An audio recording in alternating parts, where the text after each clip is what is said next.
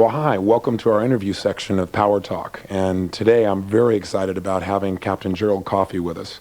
Many of you have heard me talk about him and maybe read about him in some of the newsletters where I've referenced his story. He's the gentleman who spent almost 7 years in a good deal of solitary confinement in Vietnam. But more importantly than that, his ability to come back and communicate that experience to people and relate it as a life experience, an experience in trust, an experience in faith, an experience in how a human being can find out what they're really made of and what you and I are capable of in our lives if we just utilize our inborn abilities is fantastic. And he's a man who really walks his talk. And as those of you listening know, that's probably the most important thing for me. He's a man who doesn't just talk about the ability to really have faith, but I've seen him live it, and I've seen the way he treats other people. And over the last couple of years, I've had the privilege of getting to know Jerry, and all I can say is very much like a Ken Blanchard or very much like Warren Farrell, this man has a message that needs to be heard by a large number of people. And his book, Beyond Survival, that tells the story of his POW experience and how he turned things around within himself, it's now in 4 languages around the world, and I wanted to make sure that you heard his message personally as well. So I really appreciate your coming back and taking the time to chat with us, Jerry, and welcome. Tony, it's my privilege. I'm glad to be a part of your program here in Hawaii, on Maui, and extend to you my aloha as well. Thank you very much. We've certainly enjoyed being here. I thought we might be start out right from the beginning. You know, most people have these fantasies, especially since Top Gun, about what it would be like to be a jet fighter, a pilot. And I'm curious, what made you want to become a jet pilot in the first place? Give me a little background, if you would. Tony, I was born and raised, well, 1934 through 41, of course, as a youngster. Then World War II came along, and as a youngster, that was a part of my upbringing. And I was, I built model airplanes and model tanks and collected Army insignia and so on. And World War II and that whole era was a very strong part of my growing up consciousness. But even with that, I had never developed any, strong driving desire to become a jet pilot or anything like that. As a matter of fact, while I was an art major down at UCLA, I was driving back to, actually I was hitchhiking back to school from my home in Modesto in Central California one day, and a couple of Air Force F-84 fighters came across the Highway 101, and into a very sharp, smart break to land at the little auxiliary field in Van Nuys. And I watched that, and I really kind of got a little tingle in the back of my neck, and I thought to myself, I wonder if I'm missing out on something. Aha. And then it sort of just laid fallow for a while, and I graduated from college in 1957, as I mentioned, as an art major and a PE minor, and I got my draft notice. And I didn't mind serving in the military, but I wanted to have a little more control over my life, so I looked around at some of the alternatives. I remembered those jet fighters that I'd seen, and naval aviation looked exciting, so I took the physical down at Los Alamitos and passed, and by golly, signed up for the Navy. And I guess because I liked the looks of the beaches at Pensacola, I decided to go Naval Air. That was the clincher. Being the beach bum art major that I was in Santa Monica, see? Real destiny choice, huh? Right. And I've since learned that our ultimate destiny can be formed by some really weird choices made on strange bases. Well, it sounds like you made similar choices to be back here in Hawaii as well. Well, that's right. The really deep desire to be on the beach went out after 28 years as a naval officer. Oh, my gosh. Well, tell me a little bit about naval school. I know a lot of people certainly fall out, and they never make it through that process. I know it's a tough process. What pulled you through those times? I think the fact that I've always been interested in athletics and been the classic red hot of whatever I was involved in, very enthusiastic and involved in student government in high school and early college, very competitive. And when I find myself in pre-flight at Pensacola, I really enjoyed what I was doing. Of course, you're graded on military bearing, and you're graded on academics, and you're graded in physical education, physical training. And those 3 aspects seemed to combine for me the very essence of what brought out my best. Right. Besides that, I really enjoyed the people that I was working with, and I went through my training and got my wings in 1959 and made my first deployment on the Navy's newest aircraft carrier and the Navy's hottest jet. And I thought I was Tom Cruise and Top Gun, you couldn't touch me. Or any one of my contemporaries. But every one of us had to think we were the best carrier pilots that ever came down the pike, otherwise you couldn't make carrier landings and takeoffs day and night and all weather and do it safely and with confidence. And I realized that I really enjoyed what I was doing, and there wasn't anything else on the outside that I could foresee that I would enjoy more. So when the option came to either get out after the first 5 years or re-enlist and go regular, I chose the latter. And that led to a 28-year career the bulk of which I look back with very warm memories. Even the time in prison in North Vietnam, the 7 years and 9 days, as bad as they were, the way that I have been able to turn it around and form a more positive outcome from it, I wouldn't trade any of those 28 years, Tony, for anything else that I might have done. That's fantastic. Did you think you were invincible back then? Sure. Before you were shot down? Sure. Of course, and of course that invincibility becomes tempered with age and maturity, but even at that, the subtitle for the presentation that I've been giving for many years is The Invincibility of the Human Spirit. Right. And of course by invincibility, as you know, I don't mean that you always win. Right. The invincibility comes with how you take the setbacks and whether you allow yourself to stay down, but to the contrary, how you bounce back and go at them again. And really that was the essence of our resistance posture in North Vietnam. You never won every battle, and you never performed your duty perfectly, but the essence of your success and your performance of duty was how you bounced back. Right. And didn't yield to them, didn't surrender to their will, and to say in some kind of a definitive way, okay, you've got me, I give up, what do you want from me? You'd always gather your strength, take a big breath, lick your wounds, and go back and start from scratch again every time you had to. Well, I think it's an important way of defining invincibility, because I think for most people, invincibility is they never get knocked down, and I don't think that exists. No, I don't either. It would be unrealistic. Yeah. If you would, let's share with the listeners your day, the ultimate day for a lot of people, the day you were shot down. Can we describe it a little bit and what happened? Sure. For me, it was started out as a very routine day on a attack carrier in the Tonkin Gulf, working off the coast of North Vietnam. As it turned out, it was the last day on the line before the Kitty Hawk, the ship I was on, was to leave the Tonkin Gulf and go up to Hong Kong for 10 days of liberty, R&R. How ironic. You know all those years in prison. I know what you were thinking about. Those 10 days of liberty that I was missed out on. But on the other hand, you can be sure I've made up for that several times over since. I bet you have. So we were on the last launch of that day, and my crewman and I were joking about how we're going to spend our money or spend our time in Hong Kong, and not in the least believing that we wouldn't come back and make the recovery cycle of that same mission. As it turned out, we were hit over the central part of North Vietnam on that mission by light anti-aircraft fire, and ended up losing control of the airplane because of a loss of hydraulic power, and had to eject from the airplane at very high speed, totally out of control. How fast was that? Well, the last speed I saw indicated in the cockpit was about 680 miles an hour.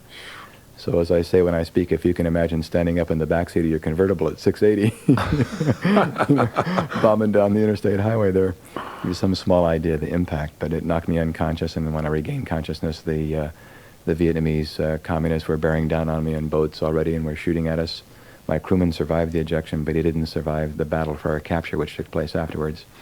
We were strafed by our own airplanes from the Kitty Hawk, not realizing that we'd been taken into the boats that they were strafing. Right. And the whole thing was very confusing. And yet, because I had been unconscious for some time, I was in a state of shock and wasn't able to register the emotion of fear, really. It was just watching sort of a black and white movie with the whole thing flash by me in some kind of detached manner. And it wasn't until several hours later that I was able to really put myself into the context of what was going on. And then it began to get kind of spooky when I could say, you know, I can't believe this is happening to me. Yeah. It's supposed to happen to the other guy. Otherwise, I wouldn't have left the aircraft carrier that day, or I would have found some good reason to down my airplane for maintenance, you know, before taking the cat shot. What was it like when you first made it to Wallow Prison? Well, you know, we form our opinions of what it's going to be like to be a POW by Hollywood to a great extent. And even though I had 3 or 4 intensive days of training in my POW and survival training as a naval officer, you still think it's going to be like Steve McQueen had it in The Great Escape or Hogan's Heroes or Stalag 17, you know, where you're all together in a big compound, a big barbed wire fence, and everybody can laugh and scratch together when you could. So when I reached Hanoi and they threw me into a dungeon-like cell at Wallow Prison, which was built by the French during the days of colonialism, and if you remember the movie Papillon with Steve McQueen and the big old French prison in which he was held in French Guiana, it was grim. I mean, I never in my wildest dreams envisioned what it could possibly be like. And then, of course, the solitary confinement for many, many years after that was something that we hadn't anticipated or could you possibly be trained for. But that in itself constituted challenges, the answers to which really continually amazed myself, and we amazed each other by how we were able to rise to those challenges. Just the very fact, for example, Tony, that back on the shoot-down, when I had been unconscious for a certain length of time, and while unconscious had been able to release my oxygen mask and my parachute harness, inflate my flotation gear, and to all of this with a broken arm and dislocated shoulder and so on. All those capabilities were within me, and I began to derive my first insight as to the capabilities that we possess without even realizing it. Right. And then as the experience unfolded, I began to realize how tough I was physically, and how that if you have an injury, a broken arm or a broken limb or something, or bad burns or cuts, if they're not treated for months, you don't die. But we, in our society, our standard of living is so high, and we see a doctor immediately, generally, if we're injured or something, and you don't know what's going to happen if you're not treated. And I began to develop a huge appreciation for my physical toughness and stamina, as anybody would if they're put in the same circumstances. I began to realize the same things applied emotionally as well. You find defense mechanism. You begin to almost subconsciously live in shorter increments of time. Tell me about that, because I know we had a conversation once before. You told me something about how you lived it 6 months at a time or something like that. Exactly, because the nature of the situation in Vietnam was such that we could be released because of a political settlement or maybe a military victory in the South. But I've since realized that it's nothing new. The Alcoholics Anonymous, their slogan is one day at a time. Anytime that you can break down any adversity into increments, smaller pieces of time, it tends to be easier, much more manageable, of course. How did you manage, though, to keep saying 6 more months each time 6 months went by? Is it like I'll running and you get to your target and you say, oh, I can do more? That's exactly right. Essentially, that's an excellent comparison, because there were times, Tony, I'd been there for 2 years, for example, and I said to myself, man, if I'm here on the 5-year mark, I'm going to cross over. never believing my wildest dreams that I'd still be there in 5 years. But of course, 5 years came along, and I was no more inclined to cross over than I would have been the first year. Sure. And every anniversary, every birthday, every Christmas, every Easter, you'd be communicating with the guy next door, and you'd convince one another, without question, man, this is the last one here. But home for next Christmas, home for next Easter, home for next birthday. And you believe that. You'd really believe it. Now, but weren't there guys that didn't? Not many. And I think that... is that because of the support of each other, or...? To a great extent, the support, the community that we built up. And I've tried to cover that and describe it in the book, and apparently I did a pretty good job, because Scott Peck, the author of The Road Less Traveled, of course, gave me a very warm testimonial, and I smiled when I referenced it, because he said if I wanted to use it, I had to use it in its entirety, because it starts out with, although Captain Gerald Coffee and I disagree almost diametrically on our involvement in Vietnam, nevertheless, his book tends to describe better than anything I've ever read the ability of men to come together in community in the face of adversity. Yeah. And I have to agree with him, no doubt about it. And it's remarkable, I think, the mechanisms that exist for all of us. You don't have to be in prison together. The mechanisms that exist for us in a family, in a community, on any kind of a team, a joint effort. All those same dynamics apply. And these are the very same precepts that you teach as well. So the ways to get through these adversities exist for us physically, emotionally, intellectually. We're so much smarter than we think we are. We've remembered so much more than we think we've remembered, all of which contribute to our ability to survive these kinds of circumstances. And not just survive, as the book implies, but to go beyond survival. I mean, we all can survive. But it depends on what you do with that survival, how you build upon those adversities and how you grow from them is what I mean by going beyond survival. I think the only way to get beyond survival is start beyond it. And I think, good point. To be spring-loaded to the beyond survival, huh? And I think that's really what you did. From when I read your book, and I see that what you did as a community is get people to start in that place. And I think one of the biggest challenges that people have in life is they don't discover who they really are because they never have to.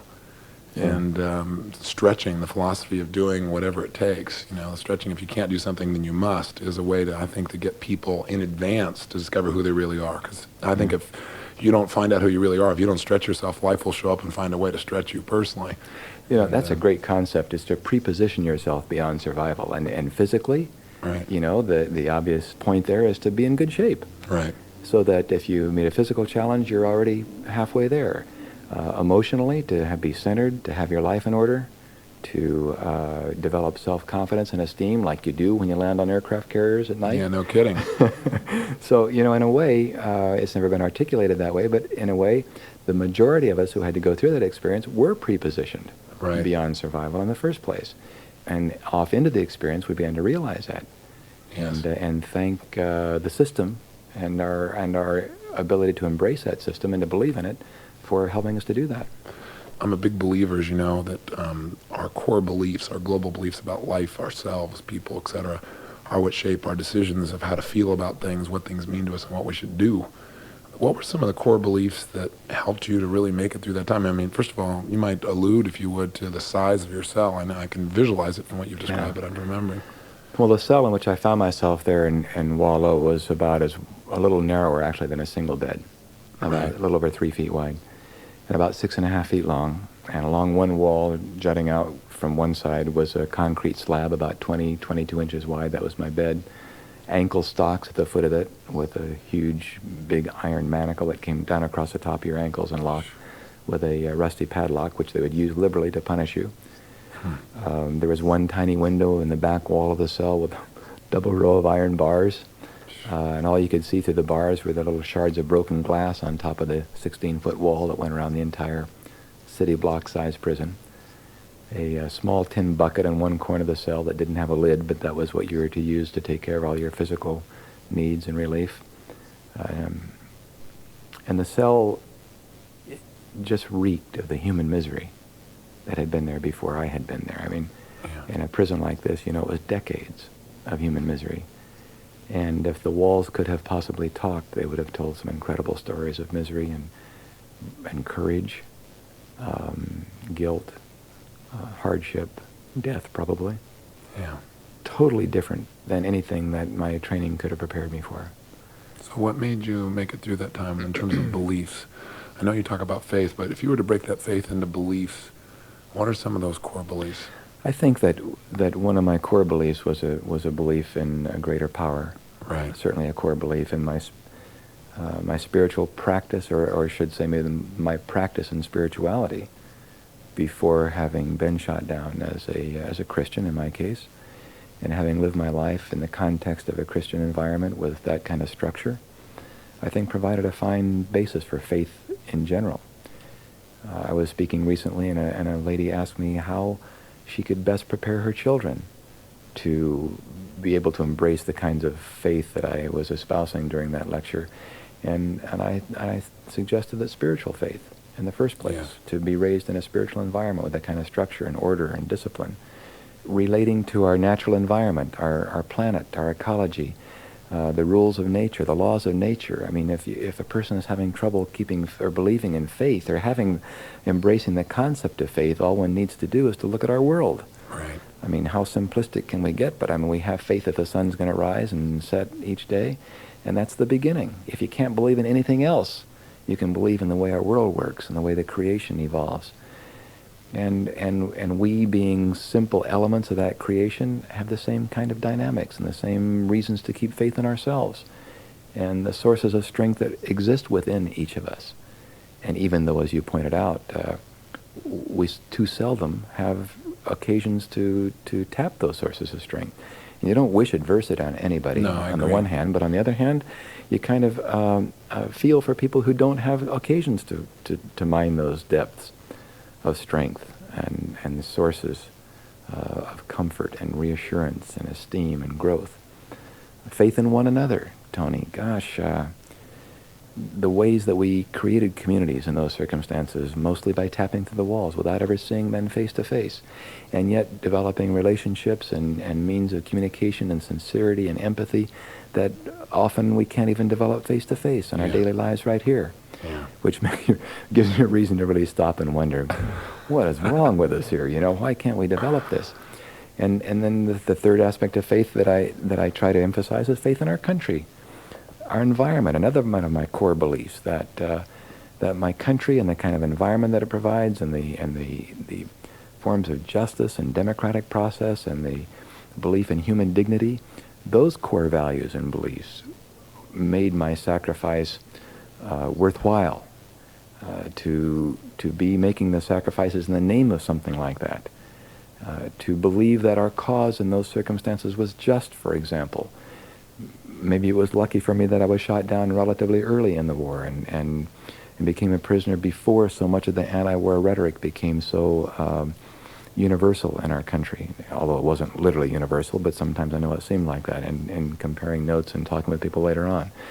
But I truly believed in our cause there, and that made my sacrifice and the pain and the misery and all the things that were necessary to go through more meaningful to me. Right. And then, as I mentioned when I talked to your people a few nights ago, when my prayers changed from "Why me, God," which of course is kind of non-productive and useless, from "Why me" to "Show me." Right. Show me what I'm supposed to do with this. I mean, what are you preparing me for? I wouldn't be here for no reason. I'm supposed to use this to pick up on it. And I began to realize that I was developing an incredible responsibility there to embrace the insights that come from that kind of adversity, just as I would hope that anybody who suffers any kind of adversity, or you could say enjoys any kind of adversity, here at home. Nice reframe. You know, your ultimate reframe, to embrace that adversity, because you know that it's going to provide for you insights and lessons and capabilities that you wouldn't have had otherwise. Right. But it also implies a responsibility to not only go beyond survival with them yourself, but to help others to go beyond survival in their own lives as well, and to perpetuate those insights and capabilities.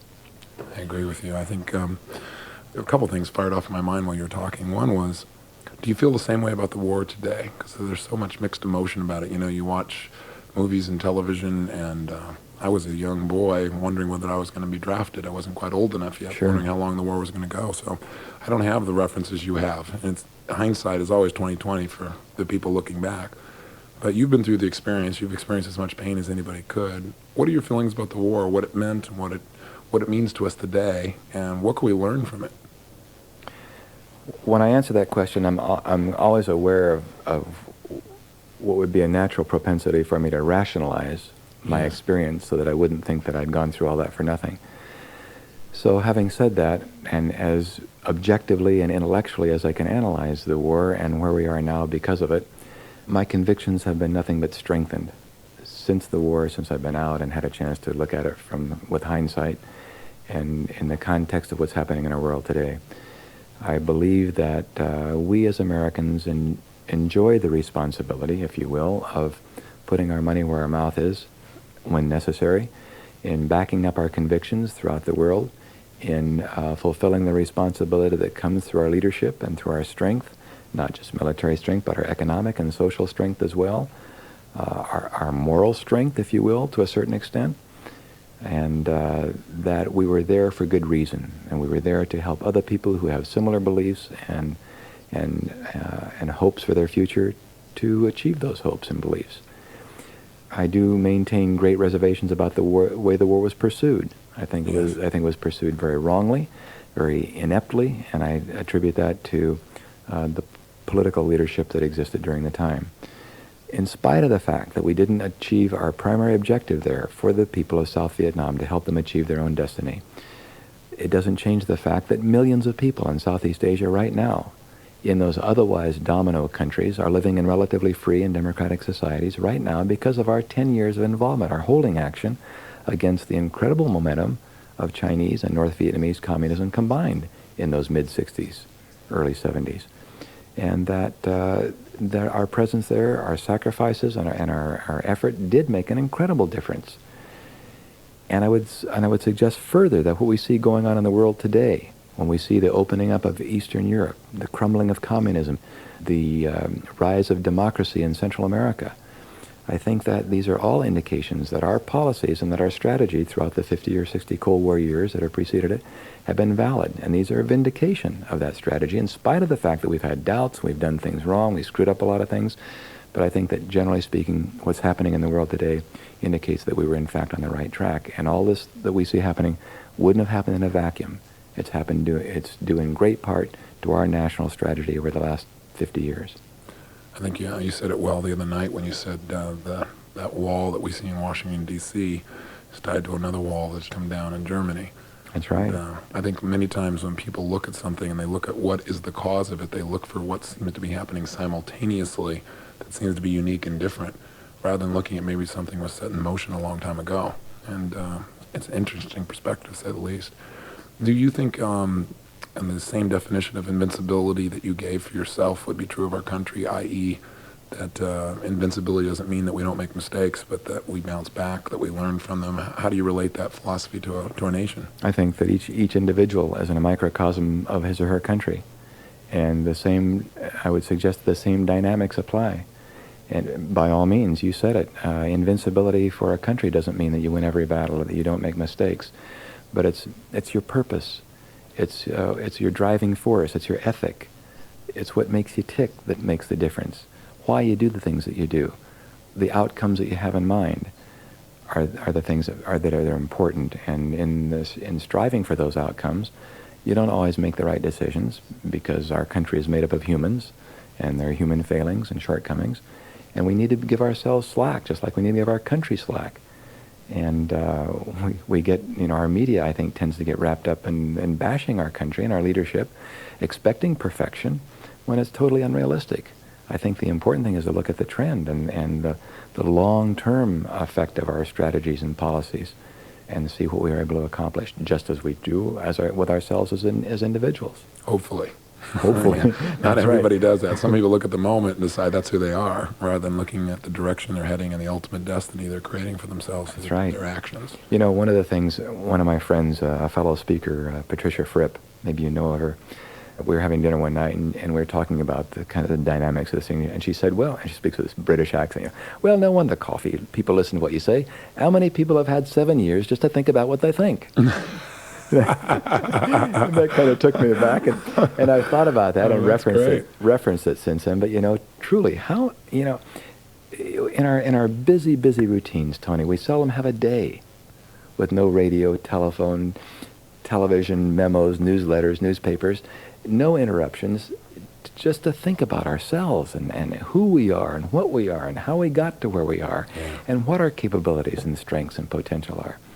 And I think that's one of the valuable things that you and your programs provide, as a matter of fact, is you get people out of their normal context. And as intense as your program is, nevertheless, you provide opportunities for reflection and introspection and an environment for a person to really kind of get into themselves for a change, which is something that's so rare in our daily routine. And man, when you got 7 years to do it, one of the first things you learn is that you're human. Yeah. And what a concept, huh? Isn't that revolutionary, right? That we're human, and that embraces all the things that go into our human psyche and our failings and our capabilities and our emotions and so on. And you begin to appreciate the wonder of ourselves, number one. You begin to appreciate our humanness and give ourselves slack and quit expecting perfection, and to realize that it's all part of the whole. Yeah. And how beautiful it all blends together. And who'd want perfection anyway? Sounds pretty boring to me. Very boring. Well, the truth is, I think most people are threatened by somebody who's supposedly perfect. And if they're perfect, they're probably not showing their whole self anyway. That's exactly right. And I think somebody who comes across as perfect, and we've both seen people on the platform, I think, who come across as so perfect that you can't relate to them. Right. And I think that loses some effectiveness because people they're not approachable. People can't relate to them, and they stay up on this kind of pedestal, this kind of professional pedestal as a perfect professional speaker or lecturer or trainer or a perfect hero or whatever, and I think it undermines their credibility. I agree. Well, and also, at the very least, it makes people say, well, that person can do it, but I can't. Yeah. That person's special. Yeah. And one of the beauties about your story and your way of communicating that I really love and respect about you is that you step off that pedestal also. You get out there and say, look, this is your story. It's not my story. It's our story. And you would have done the same thing. And I think a lot of people say, I don't know if I could have done what he did. But at the same time, I think you make it believable by the way you go about it, by teaching that it's really basic fundamentals of faith and belief. And one of the things that I teach a lot about is that what directs our whole life, obviously, is how we feel. How we feel is based on what we focus on, and what we focus on is based on the questions we ask ourselves habitually. And so I was really interested when we first met, and you mentioned it again just earlier, that you said when you kept saying, why me? I teach people why questions are endless loop questions. It's like, why me? Well, because I'm an idiot. Why me? Because I deserve it. Why me? Because, I was designed to do this. Versus when you ask, how do I do something? What do I need to do to turn it around? How can I turn it around? So I'd be really curious if I could take you back for a moment. What were some of the questions you asked yourself? Did you ask yourself any disempowering questions that you remember? I hallucinate. You must have asked a few. And maybe a better question is, what are the questions you asked yourself in there that kept you on track? That was one of them. You gave me a real key there. I'm wondering if there are any others that you can remember you ask yourself when you're thinking to yourself for these 7 years. What kind of things did you ask yourself if you started to get off track that got you back on track? For example, you asked, what's my purpose here? What am I, show me the way. Yeah. What do I need to do? Yeah, okay. One of the questions which I alluded to earlier was, is the sacrifice that I'm making right now, is the effort that I'm making worthwhile? Yeah. I mean, is my cause really just? Right. And frankly, having lived having the opportunity, if you will, to live in a communist system, literally, albeit in prison, but as I point out, it wasn't that much different on the outside of the prison walls in a communist society, frankly. Right. Is it really worthwhile? And honestly, the longer I was there, every single day that I was there, my convictions were reaffirmed. Right. And indeed, it was worthwhile.